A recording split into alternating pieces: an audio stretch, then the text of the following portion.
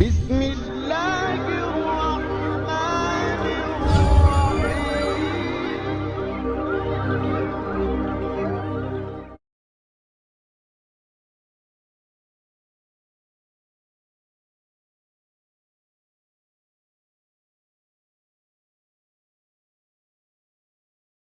Well, hate crimes have become frequent in the United States, and more commonly, the targets are Muslims. That's in a country where Islam remains the fastest growing religion. That's in a country where Islam remains the fastest growing religion. That's in a country where Islam remains the fastest growing religion. So how do Muslims, especially those who made a conscious choice to convert, feeling nowadays with Islamophobia on the rise? In the third and final part of his Muslims in America series, RT's Alexei Yarshevsky spent a day with a white American Muslim convert. To some, Islam is the root of all problems.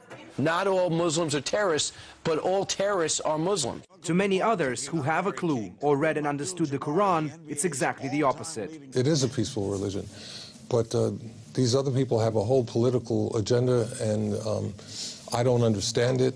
It's horrifying.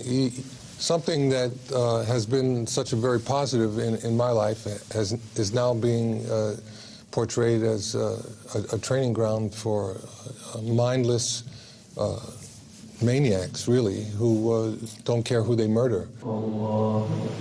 Nevertheless, despite pundits and politicians alike continuously failing to see the difference between Islam and its radical offshoots, this religion is expanding at a fast pace. There are still no exact statistics as to how many Muslims are there in the United States. Some statistics say it's 4 million, some double that figure. What's undeniable is the rapid growth of Islam in the country. Only 10 years ago, there were only 50 Islamic schools across the nation. Now this number stands at 200. The same applies to Islamic centers. This number has tripled over the last 2 decades. And to a certain extent, Islam can credit converts for its growth. But if this religion is evil, as some believe, why would people growing up in other environments want to join it? But if this religion is evil, as some believe, why would people growing up in other environments want to join it?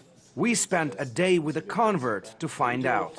I pray here, I pray everywhere in the house. Robert McGough is what you would call a genuine white American. In fact, his family's presence in the United States dates back 4 centuries. So you have this piece of art, basically centerpiece of your apartment, right? Well, Islam is the centerpiece of my life. Nevertheless, 9 years ago, Robert made a life-changing decision.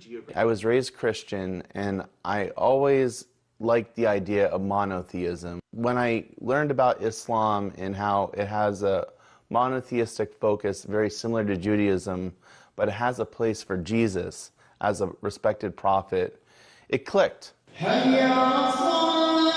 One of the more pleasant parts of being a Muslim to Robert is going to mosque prayers. It's here, he says, that the true nature of Islam is being revealed.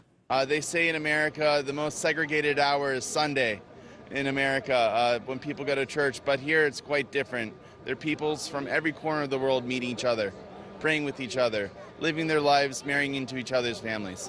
Robert's affinity towards Islam transformed into his professional life. This is the national office, just several blocks from Capitol Hill. He now works for the Council on American Islamic Relations, or CAIR, providing legal help to Muslims in peril. Needless to say, with the rise of Islamophobia in the United States, Robert and his colleagues have been busy. The notion you would often hear from Muslims in America these days. They acknowledge that thanks to those committing atrocities while associating themselves with Islam, the whole religion is being put into crosshairs.